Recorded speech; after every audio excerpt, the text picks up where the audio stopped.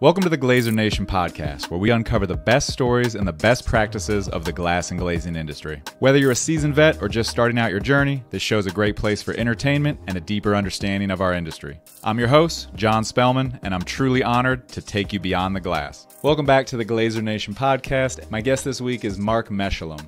Mark is the president of Façade Consultants. As you may have guessed by the business name, Mark is a consultant. If you're a glazing contractor and you've listened this far, I'm begging you to listen to the entire show.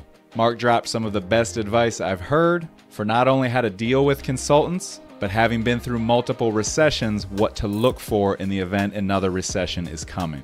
Outside of that great advice, we talked about the value of a consultant. We talked about what caused some consultants to not be as high performing as other consultants, and a whole lot more. You can learn more about Mark and his business at facadeconsultants.com or chicagowindowexpert.com. Really great conversation with Mark. I hope you enjoy the podcast. The Glazier Nation podcast is sponsored by Glazier Nation. You can check out all their offerings at glaziernation.com. If you're interested in sponsoring the podcast or other marketing opportunities, go to glaziernation.com/marketing. And if you have questions for me or you know someone that would make a great guest for the show, you can contact us on any of our social medias at Glazier Nation Podcast.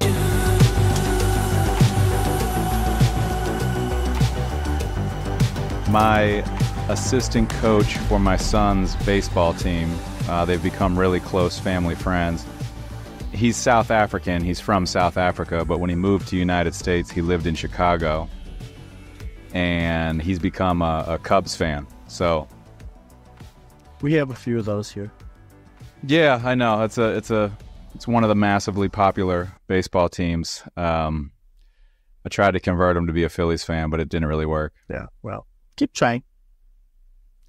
So, Mark, you're a consultant, and my first question for you, and we're going to break this up into three categories.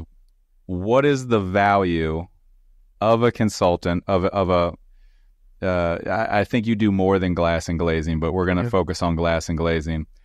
What is the value of a glass and glazing consultant? Let's start first with the owner. I feel like that's probably the low-hanging fruit. Okay. Well, so here we have consultants out there. I'm sure you and your people have run across them. We're out here doing all sorts of things. And it's not necessarily understandable or clear to people who are in the trades or who are subcontractors, what is exactly happening. It seems a little mysterious. And I know that because I was a subcontractor for many years and I interfaced with many consultants, and sometimes those interfacings were not the happiest. But in any event, we could talk about owners. Sometimes the client is the owner, but if we're talking about, for instance, new construction, where we have also other parties like architects and engineers, keep in mind that legally or some sort of functionally, the architect is actually the agent of the owner. So the architect, whoever hires the consultant, is almost immaterial. But if they're pumping their information into the architect, who is acting as a representative of the owner. So I'm talking like new construction now, and that tends to be kind of the structure. So what you might see in the shop drawing submittal stage, for instance, is you might see the architect receive the drawings and they hand it off to the window glass and glazing consultant, who then bloodies all over the thing, gives it back to the architect. The architect stamps it and says subject to review or revise and resubmit, and then sends it back through the pipeline. And I remember as a subcontractor, would sometimes scratch my head saying, well, who are these guys? Like, why are they marking up my drawings? They're not the architect of record. They're not the engineer of record. Like, who are they and who imbues them with this power? And that's actually a very valid question, because I don't know what the contract language looks like in those particular situations. Because when I consult with architects, my contract is, here are my rates. That's it. There's no gobbledygook about who's responsible for what or anything else. It's just like, You want to buy me by the hour, and let's just go to work. But that's not typically the case, I don't believe. I believe, in fact, I know for a fact that there are AIA, American Institute of Architects documents that govern these different relationships. But in any event, hey, Mark, let's bundle owner and architect together, and why are they seeking a consultant? Do they need a consultant? I mean, there's projects without consultants, so why is the owner architect team seeking the consultant? Okay, great question. And this is one of the big areas where we do see consultants. That's in new construction, where the consultant is feeding the architect information, but the architect's a representative of the owner. And the reason they need it is that architects need to be, they need to know about all the trades, which means they know a little bit about everything, but they don't really know a lot about one thing. They don't really necessarily know a lot about our trade. And even if they have been very, very involved with windows and glass and glazing for many, many years, they still would like to have a little extra firepower in terms of the systems, the details, the specifications, the performance, the interfacing, so many different things that the architect would like to have extra firepower. And the larger the job is, and actually probably the smarter the team is, the more often they will want to have a consultant. Because look, think about it this way. So let's say the consultant costs $10,000 or $20,000 or even $30,000 over the course of a job. We're not making monster money, but if you have a big long project, it could accumulate. And so let's say they've spent this kind of money, but the project was an $80 million project. And if and if there is a problem, like if that consultant says one thing that saves, like 2 weeks of schedule, general conditions, or saves, like prevents litigation, or prevents some sort of a fatal flaw like a leak or seal failure or condensation problems or so many different things can go wrong in these jobs that it's going to be those items it's going to be worth all of those items you listed are far more detrimental cost wise than the bill for the consultant. Yeah. I mean, the proof's in the pudding. If we have developers like in the Chicago market who use the same team, very often, or the same couple of teams very often, and they are bringing in the same consultants over and over again. So they must feel that there was value received, that it was worth it. So as myself, who is a manufacturer's rep, I know the answer to this, but I just want to discuss it. That I don't have the years of experience of some consultants maybe, but there's a lot of those areas that the manufacturer's rep could answer. Why doesn't the architect lean more on the manufacturer's rep? The manufacturer's rep is involved in the sales process and then in the service delivery process. But keep in mind, your particular product wasn't quite purchased yet. You were not under contract yet when the design process started maybe a year before that. So they can't really rely on you That's because fair, you've got a proprietary product and it may not fit. You might be high bid or you might not get the job. That's one thing. And then the other thing is you don't have like any sort of legal responsibility to give them the right answer or the wrong answer. The consultant actually does have a certain amount of responsibility. So it's a different relationship.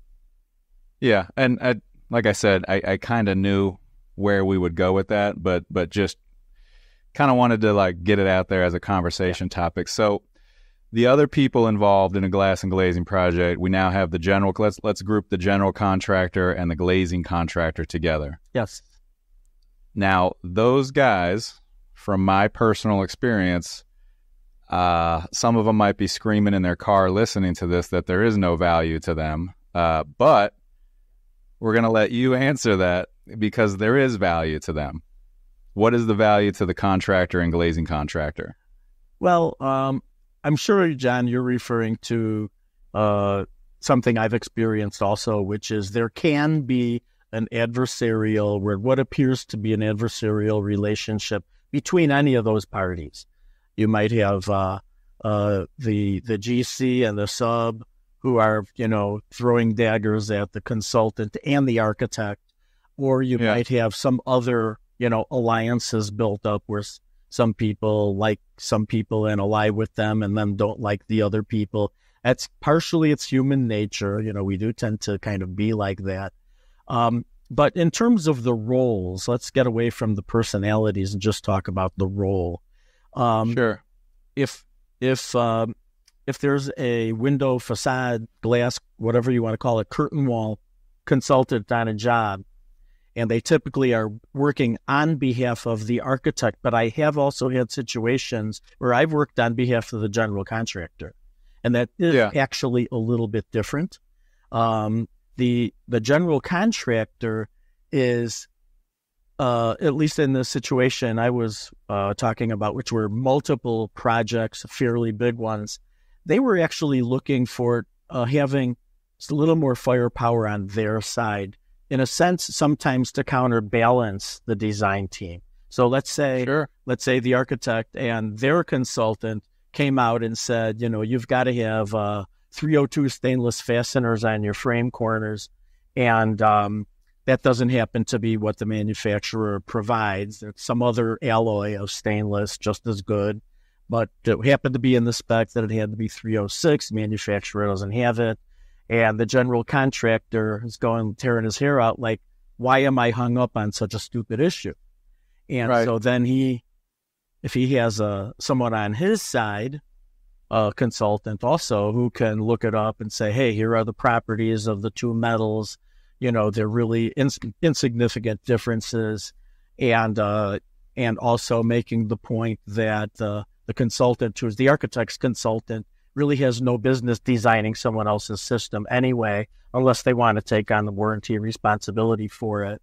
So that's a kind of an example of the way a general contractor can use a consultant to counterbalance an architect's consultant. Now, in terms of the poor subcontractor, who when I was a sub, I used to think of myself as being like the bottom of the food chain, or, yes and no. We're going to talk about this. Right. So, sometimes, nobody knows everything, and things can go wrong, and there are potential risks out there. And in the facade industry, there are many, many, many risk factors. And so if you can manage those risk factors, you're going to be better off.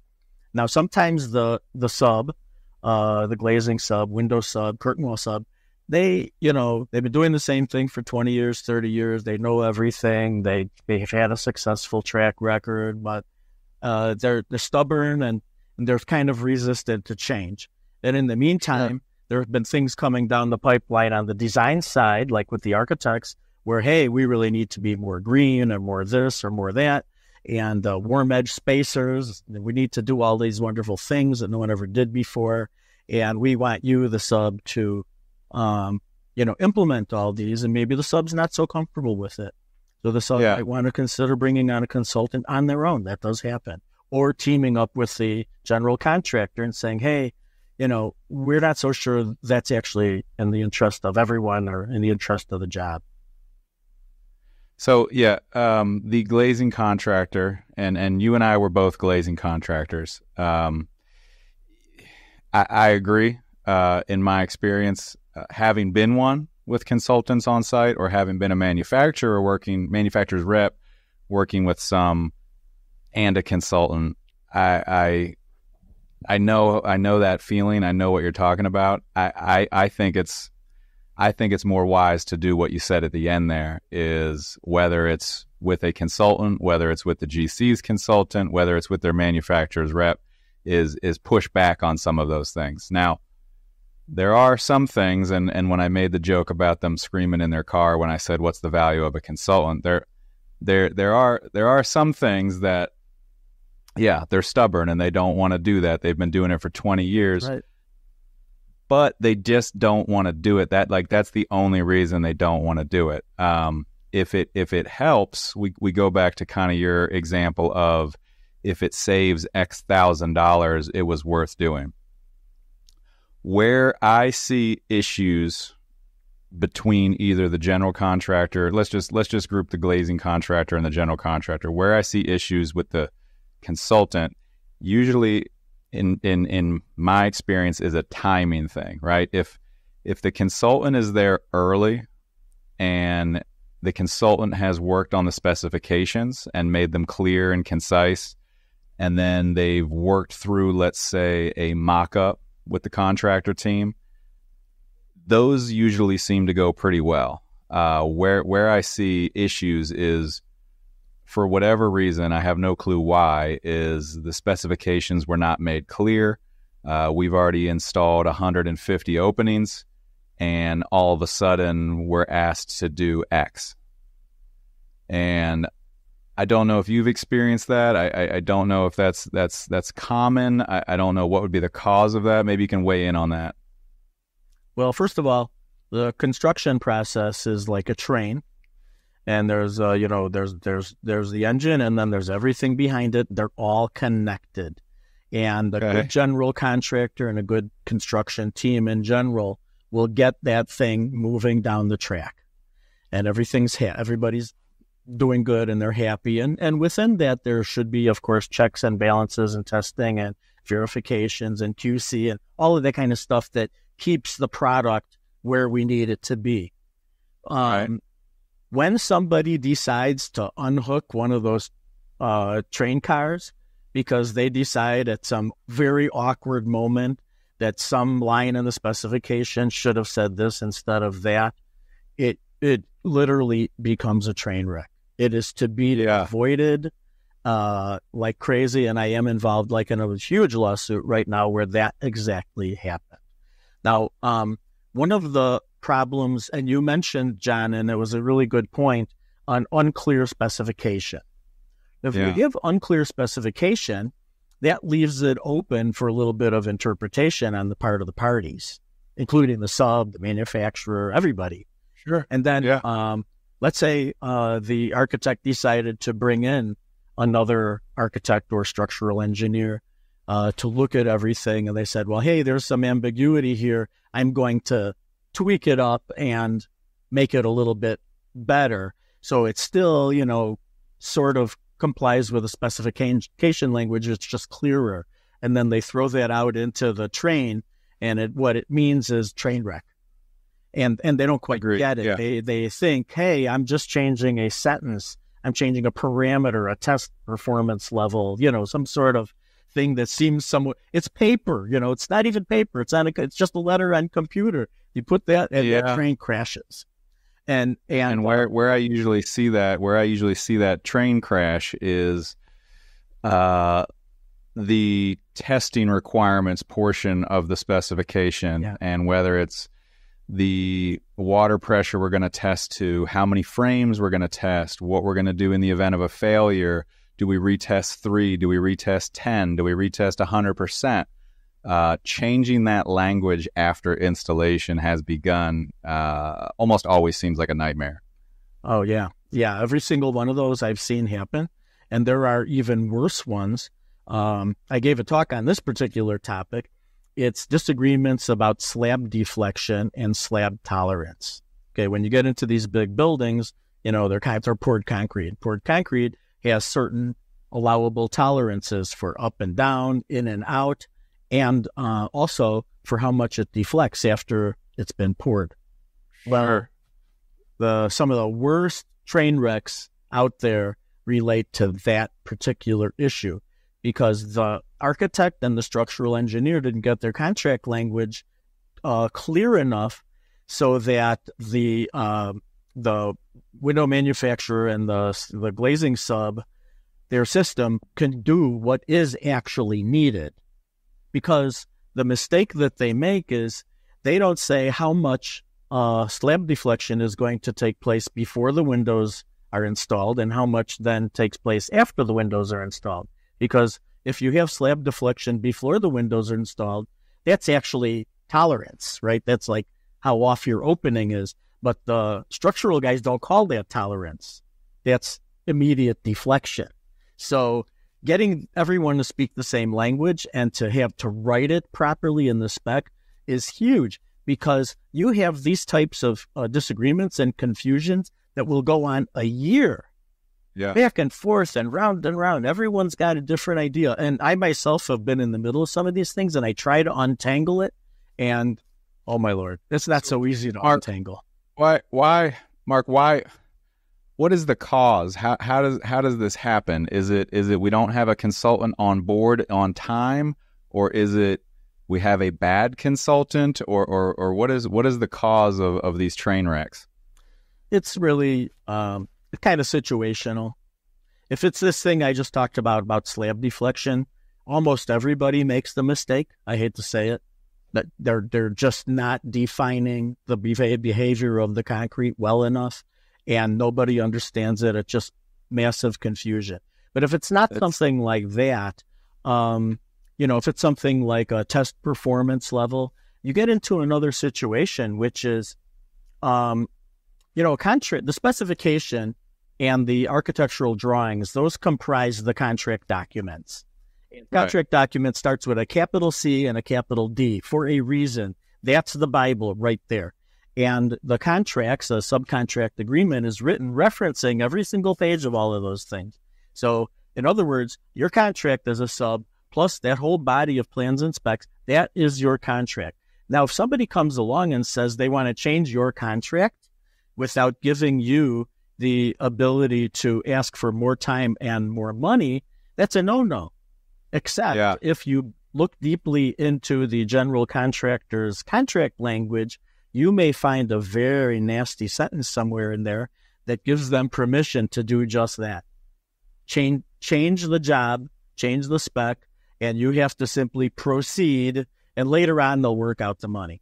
So one of the most important things a sub can do is look for that language that gives the GC this carte blanche to change your work. So where are they finding that? Where is that? I would have to look it up because it's not. I don't think it's in the AIA documents. It's the big GCs draft their own contracts.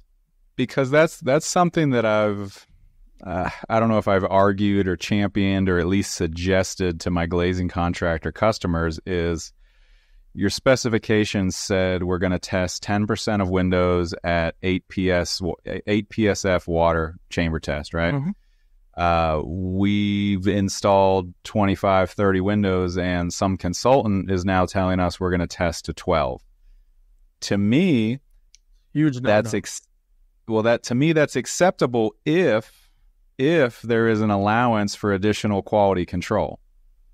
But the glazing contractor is never getting that in my experience. Yeah, but there's a design difference between an 8 PSF and a 12 PSF window, and it's actually measurable in the waterhead height in the sill. And that's an extrusion. That's in an extrusion level. So you don't magically go from 8 to 12 PSF without physically changing the sill detail or the drainage detail. Well, where I see that happen is, example, a storefront system that I sell is factory tested to 12. Okay, got it. But the specification allows the AMA reduction, the 2/3 reduction, so we're testing to 8. Got it. Consultant comes along and says, no, we're not doing the AMA reduction. Okay. And that's where I would argue that the glazing contractor should be compensated for additional quality control time. But I think that's a... Yeah, but I think the first thing you have to do is push back on the omitting the 2/3 reduction. So that involves going back to the contract documents. Because a lot of times I have seen consultants try to play that game. The contract document is silent on whether the reduction is there or not. But then they decide to add it in out of their imagination. So then you've got to go back to the AMA standard. And I believe if the AMA standard is utilized, like when they list the general, the related documents at the beginning of the spec, and one of them will be the AMA spec that talks about the testing. And it has an option for the architect to not use the 2/3. So in other words, that option has to be exercised by the architect. So if the architect didn't exercise that option in the specification, then it reverts to the 2/3. And therefore, that is the contract, and everyone should fight tooth and nail to keep it that way. That's what the contract is. Doing workarounds with compensation for more QC, I do not think that's a good idea. You're just sticking your head in the noose because you're doing more testing. There'll be more potential failures, I agree with you that it's a fool's errand because you're not going to get it. What I also agree with you is pushing back. And I hope glazing contractors listening to this take that to heart, because I was not good at it when I was 20 years old. I was very not good at it. I got better at it. I'm in a position now where I'm not contracted with the general contractor or the architect, so it makes it a little easier for me to kind of push back. But I love glazing contractors that push back. There's something in everything we just talked about that I kind of want to ask you. I think it's reasonable to acknowledge that there are good consultants and there are maybe not so good consultants, just like there's good glass contractors and not so good glass contractors, right? Sure.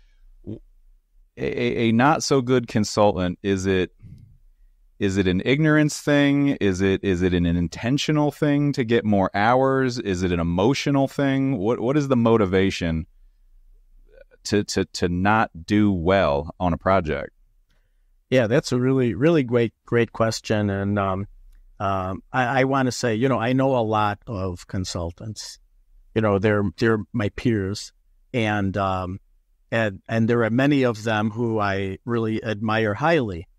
So I don't want to let everybody out there think that this is a black and white world and everybody's bad and they're out to get us and we want to just throw darts at them. It's really not like that. What I've seen when I haven't liked what another consultant does, I've seen these types of problems. I've seen one type of problem where the consultant, let's call it, blindly enforces every letter of the specification, come hell or high water or any argument to the contrary. In other words, they're so scared to improvise a little bit that they'll stop a job totally, and also sometimes get very personal when it doesn't matter. The particular issue at hand doesn't really matter. Right. The reason architects write up these big long specifications is to protect themselves. It's to create quality and to think about any possible thing that can go wrong and sort of create a built-in defense for it. So things are definitely going to go wrong in construction, but the thing is, all problems aren't the same. There's a little tiny little problem and there's a big monster problem. The inability to compromise and improvise. Yeah. They need to be comfortable enough with themselves. I think that comes from being insecure.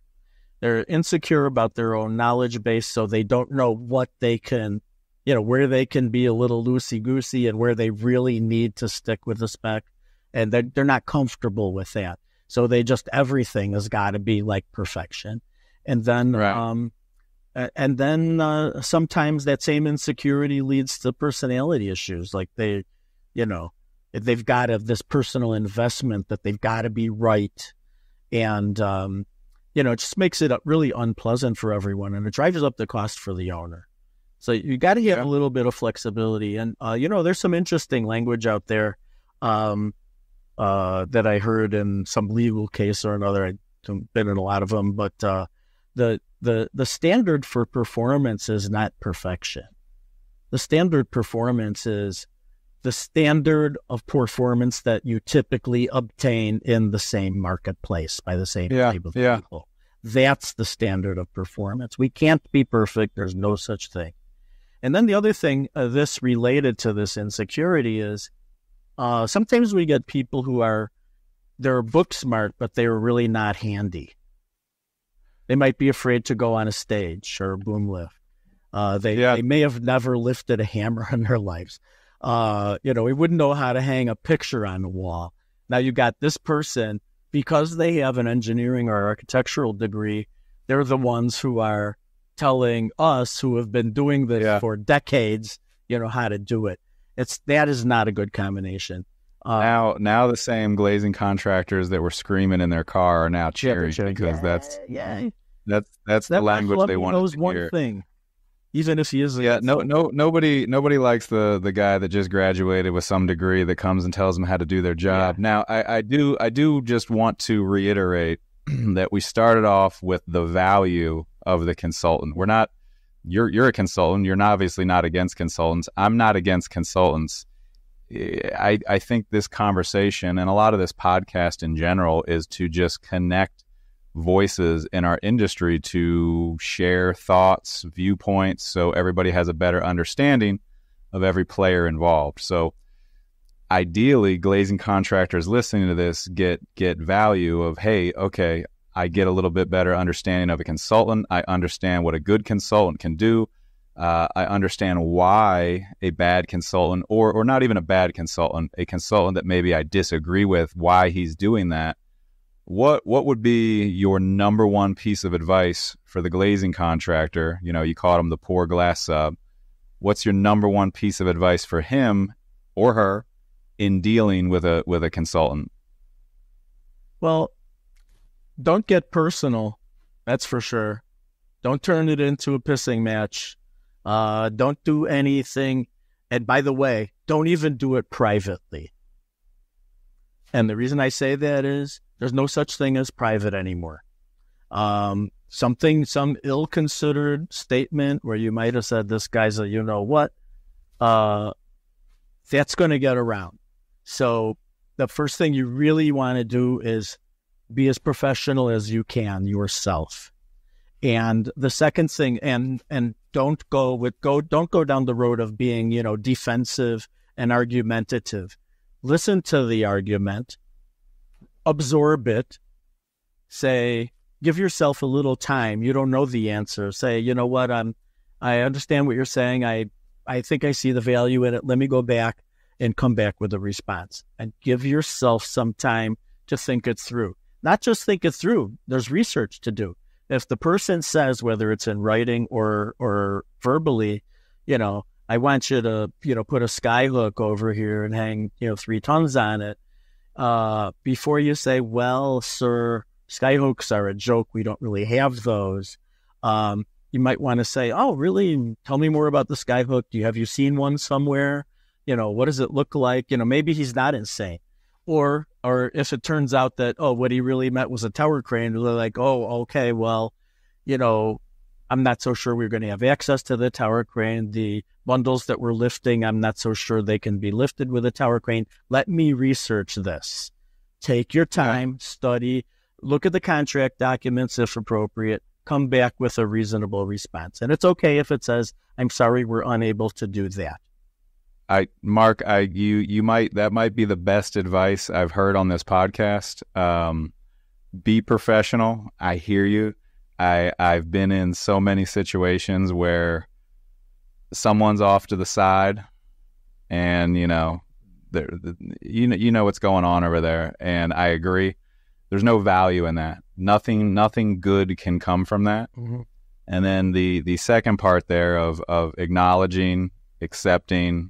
That doesn't mean you're doing it, right? That doesn't mean you're turning around and installing whatever they said. That means you've heard them, and you're going to go figure it out, and you're going to get back to them. And I think that's great. And honestly, I wish my 8-year-old would think that way sometimes too. Mark, you have a couple of websites. Yeah. One is your consulting business, right? Take me through what you've got. Well, the one I started about 15 years ago. ChicagoWindowExpert.com. The business that I was in, the window glass and glazing contracting firm, I was there where I was for 30 years. It's called Builders Architectural Products, and out of Northbrook, Illinois, where I'm sitting right now.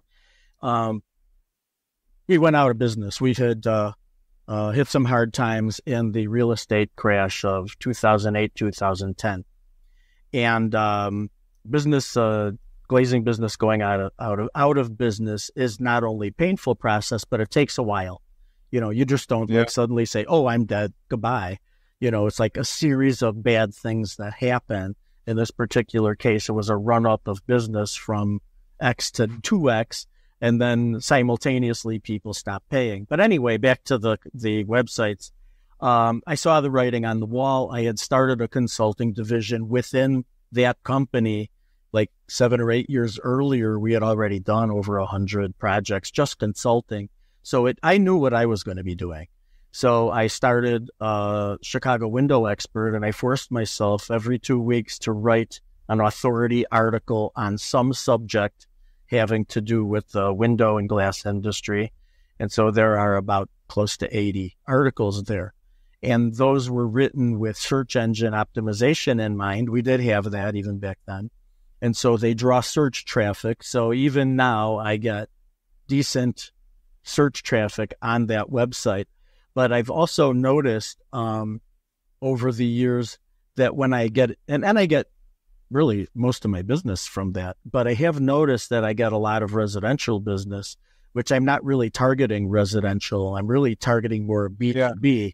So I thought it would be good to create FaçadeConsultants.com, which is more of a B2B type of website. It's really talking more about working with contractors, architects, subcontractors, manufacturers.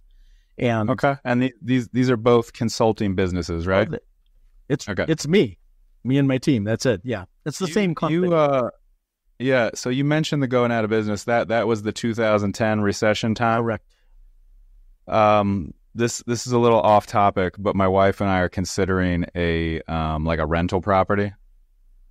And having also lived through the 2010 thing and my father and I closing our business, I am scared as hell to pull the trigger on this property. I gotta dig into it a little bit more. But yeah, the closing the business, I'm with you. It was the same thing for us. It wasn't just you showed up on Monday and said we're closing the doors and you packed up by Friday. It was jobs had to be finished, material had to be, tools had to be sold, people had to be paid. It was a long process. So having been through that and being a consultant now, which I think lends to you being someone that is giving advice, right? We've already established you may have given the best advice on the Glazier Nation podcast ever. A business owner now, and this could be broader than a glazing contractor. Let's focus, I guess, on a contractor, but a business owner now, what's something they can do to protect themselves in the event of another unforeseen financial crisis? Great question. And, because I was doing the subcontracting for 30 years, I actually was involved in 2 other economic crashes that the United States was enduring, and we managed to get through it. So after now the 3rd time, there may have even been 4. I don't know. It's getting so tiring already. But there are certain hallmarks that I've learned, and this is something that I would really, maybe I'll give you the second best advice you ever got on glazing, Glazier Nation podcast. Yeah. And that is, let's go. Watch your receivables. Okay, the reason I say that is obviously you want to get your money. But every single time before there was some sort of major crash, the receivable aging went up. So if, for instance, your average, receivable is like 45 days, and you see it creeping up to 60, 70, watch the numbers. Pay attention to this stuff. That right there could be your telltale that there's a storm ahead. And the very first thing you want to do is dive in on those receivables and make sure you get your money as fast and as early as you can. Yeah. Because the more, because when the shit comes down, people will stop paying you, but they can't stop paying you if you already collected it. Right? Yeah, that's so. I agree. So get it out of them, get it into your account, and really, really watch it. And so that gets you into the whole idea of your best business practices. Just generally, is watch your receivables. If you have a system, for instance, that tells you, you have, these accounts are at, under 30 days, these accounts are, under 60, many people have that type of a system, watch that carefully and then marshal your resources when it comes time to start chasing. And every business is going to have their own dividing line of like what's acceptable and normal and what's a little unusual. And you always want to be working on that outer receivable, bringing it in closer and closer, so that when things go south, you're going to be sitting there with as much of your own money as you can. Yeah. Same thing with Absolutely. retention. Retention's an evil, as far as I'm concerned, just a flat out evil way for people to, use your money. And for those who are not in that world, retention is when the general contractor holds back 5 or 10% of your contract amount until, until the constellation in the sky shows a certain way, or, somebody read the tea leaves or something, but something having nothing to do with your performance. It's really going to be like the last bush was planted by the landscaper, and then 90 days after that, the retentions are paid out. See, all of that's like really abusive and stupid, and we roll over and we take it. So when you're negotiating your contracts, you got to be looking at that retention and work it out into a different formula where you're not. If you're sitting there with 10% out for a couple of years, you're not doing your job right. You've got to be having some sort of formula where your work is X% complete, and then you get your retention reduced to X%, and then some sort of a formula moving forward like that. All of these things are defend your business against that moment when the hammer comes down and people stop paying. Yeah, absolutely. I'm going to go out on a limb and guess that you're not a fan of pay when paid.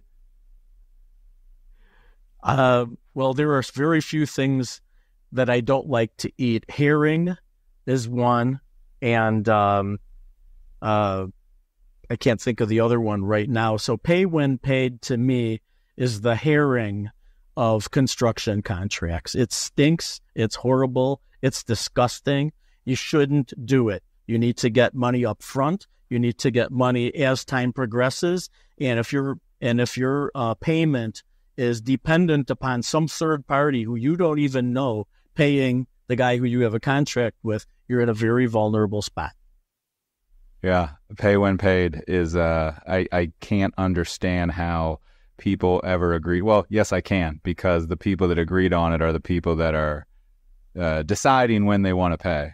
So they're the people. It's built into the larger construction contracts. Yeah. So if you want to play with the big boys on the big jobs, more and more, that's what you're going to be facing. Yeah, no, I can remember specifically my dad and I mostly worked with, people that we handshake deals and people that my dad had known for years. And then we got a big ass job with Turner Construction. And I remember that contract coming in, and, they had to back it up to the loading dock kind of thing. Right. And we were shocked, and we didn't do well. So growing pains. No. No need to name any names. You don't need to name a location. As a consultant, what is the worst glass and glazing project you've ever seen? I've ever been involved in myself? Or Sure, yeah. Hey, shit, yeah, maybe it was a project you did, but I'm thinking more of one you've looked at recently. But yeah, worst horror story you've seen on a glass and glazing project. I have 3 cases that have the same bundle of issues. Maybe we could learn from it that way. So I've got actually 4 major lawsuits. I'm talking millions of dollar lawsuits between all the parties, including the glazing contractor and the general contractor, and in some cases, the concrete forming contractor. And it all revolves around this slab deflection and slab tolerance and slab deflection issue. I cannot tell you how nasty those things become because they did not figure out what the true behavior of the slabs were going to be, so they could accurately write it in the specs, so the manufacturer could accurately design it, and so that everyone understood what was tolerance, what was deflection, what happens now, what happens later. And it can be and sometimes it throws the windows and doors out of adjustment. So if you have a building, I don't know, maybe some of your listeners don't know this, but concrete slabs tends to sag over time. This is a well-known thing. It's called slab deflection, long-term slab deflection. So it happens maybe for 10 years into the future. So if you got a window wall system or a curtain wall system that has operable windows in it, and those are all anchored to the slab or directly or indirectly, well, what's going to happen to your operable windows when the slab deflects? Right. They're not going to operate. It's not going to work so good, is it? So, doors, you could have swing, a lot of times these buildings have terrace doors, and the slab underneath them is slanting, turning the frame around them into a parallelogram instead of a rectangle. Same thing with operable windows.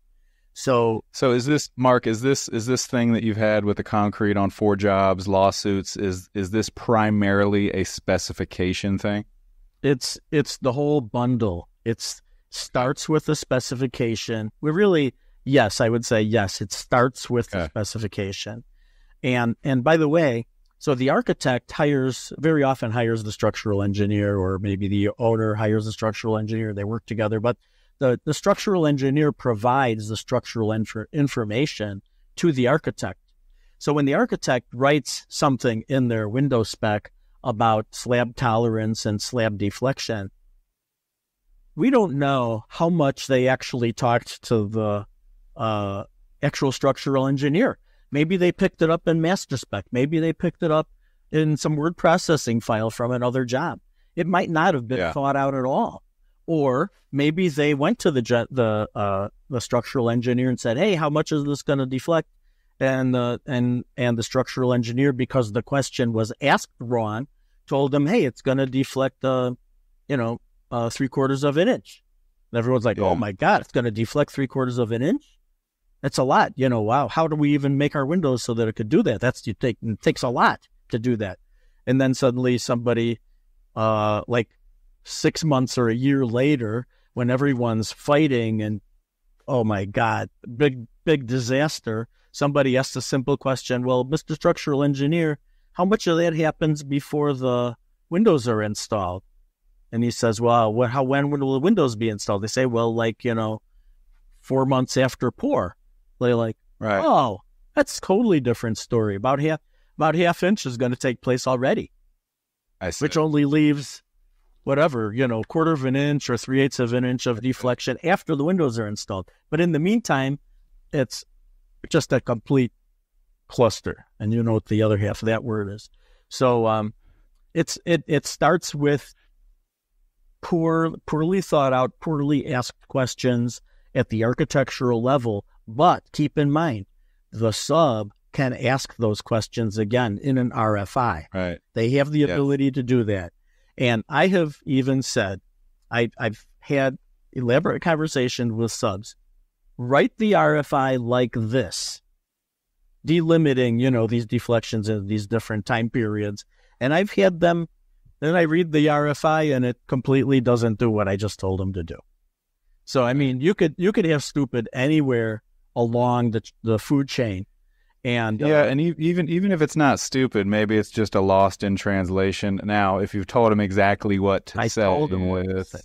Just I hear you, but as in my role, I find myself telling architects exactly what to specify and exactly how to specify, and then when it goes to bid, it's not exactly that way. Right. So we can only do our best. Hey, So, Mark, one more topic I want to cover with you, and speaking of nightmare scenarios, I'm aware that windows can fall out of buildings. I'm aware that people can fall out of buildings, but looking at some of the articles and stuff on your LinkedIn, it's a bigger issue than I thought it was. Yes.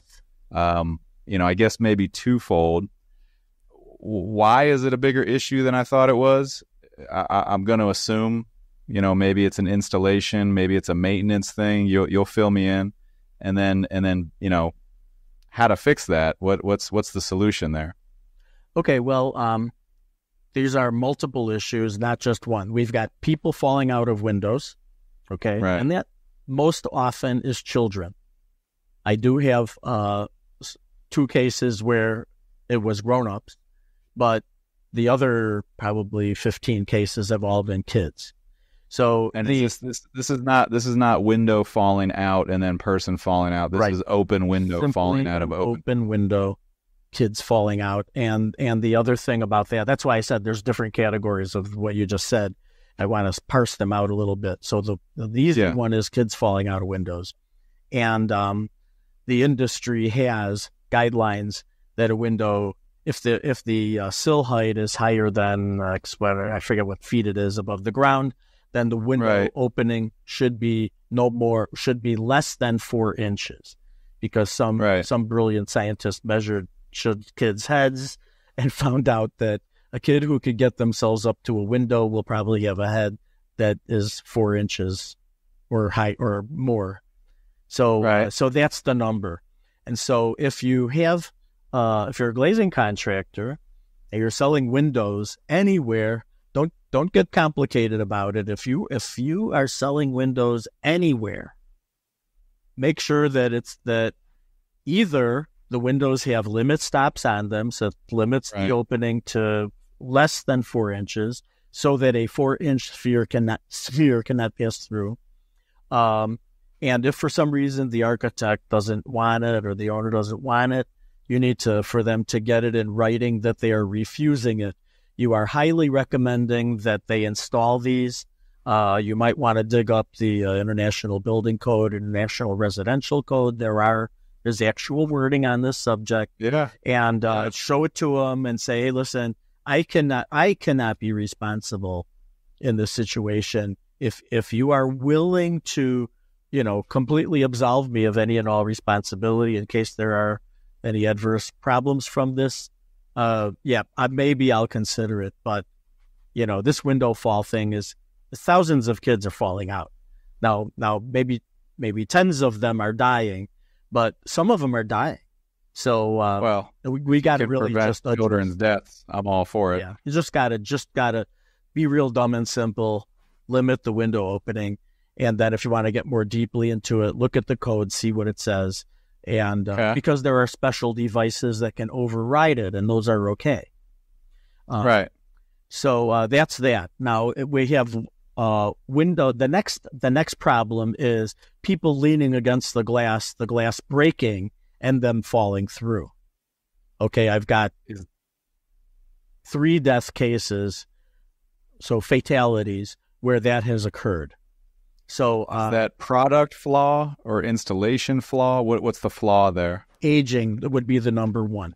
Okay, most people don't know, and as glazers, this is something you really want to start thinking about. There is such a thing as glass becoming weaker due to weathering. So weathering is actually in the ASTM E1300, which is the specification for how you calculate glass strength. And what it tells you is that when we're, our engineers who crunch all the numbers and determine how strong glass would be for a particular application, they have built into their calculation a discount for 20 years of weathering. So in other words, there's an actual part of the formula where this glass strength is calculated downward, assuming it's already 20 years old. But a lot of these buildings where people are crashing through and falling from heights and dying are 30, 40, 50 years old, and they have the same glass. So the thing that you really want to be aware of, if you're visiting a building and it has windows that are relatively close to the floor where somebody might lean against them, and the place looks kind of old. Every glazer knows what old glass looks like. Yeah, yeah. It's not shiny and fresh anymore, and it looks old. It looks dingy. It could be stained. Beware. That glass may be only about a quarter as strong against wind load and against pressure against it as brand new glass. And so should the glazing contractor, where their warranty is not going to be as long as that aging is. So what should they do there? Well, if we're talking about simply a glazer who is installing new glass in a relatively new building or a new condition, the engineering that takes place, sizing the thickness of that glass, that's it. There's really nothing more they need to do. And wherever they get their information, whether they use some of the available software, or go back to the glass manufacturer and say, hey, I've got this wind load, this size. What thickness should it be? Whatever their source. Part of the aging glass sounds more like an owner faculty. Okay. Right. But okay. Keep in mind, and here's where you could get your what and a what. You go and you're a glazer now, and you got a call in a high-rise building. And guess what? Some kid just put his arm through the terrace door glass. And they need new glass. And you go up there, guess what? It's not even tempered. So not only is it thin, not only is it weak, not only that you just get an injury, and one kid I know put a face into it, and he got cuts like this, just like the radial patterns on the glass breakage. And now the owner says, give me a new piece of glass. Well, this glazer is walking into the lion's den. Okay, because this glazer now knows, number one, they are not using safety glass in a door. Number two, the glass is old enough that it broke where a kid put his head into it. Yeah, this is danger. So the glazing contractor, by coming onto that job and installing glass, they're in part taking ownership of the other glass. That's what I'm trying to get to. Now let's think about a lawyer. A lawyer shows up and says, and I work with a lot of lawyers. Lawyer shows up and says, okay, well, what's the history of this building? How many pieces of glass have been, reglazed over the years? And because it's an old building and it has these problems, eventually the owner, because they're getting a subpoena for their documents, they have a subpoena. And there's the glazing contractor's invoices for all of this glass replacement. Now, maybe that glazing contractor didn't put the glass in the one that broke and injured the person, but maybe that lawyer might start licking their chops looking at the glazer, saying, well, why didn't you warn the owner? Or did you warn the owner? Did you tell the owner that the building was unsafe? Let's see what your insurance. At the very least, they're probably going to get pulled into some sort of financial problem. Something. Now, I don't really go in that direction. What I usually am interested in is I do want to know the history of the building, but I think of it in terms of all of these things are giving information to the owner that they have a problem. So I'm viewing the history of the reglazing in that direction, but I'm also looking at, did they put safety glass in when they reglazed it? I mean, if they didn't, out of the door, they're in trouble. Yeah, you need to know the safety glazing code and make sure you know it, and you make sure you know what it says. It's been around since 1975. It's federal law. Learn it. Make sure you understand it. Those two things, between window openings and the safety glazing laws, if you really watch yourself, that and your receivables, your success will be, greatly enhanced. Mark, this is a jam-packed show, and I hope we get a lot of glazing contractors that listen through the whole thing. You've given some great advice. You've given a lot of great things to talk about. I appreciate it, man. It's been my pleasure. I was happy to. I'm happy to help glazers because I was one. Yeah, that's what it's all about, right? That's what we're trying to do here. We're trying to help. I love the industry. I love the people who are involved in building these buildings. I feel like we are greatly under appreciated. I mean, we're creating these unbelievably gorgeous things on all of our cities, and people don't even know who we are. So congratulations to the Glazers for pulling that off. Yes, absolutely. Thanks so much, Mark. Thank you.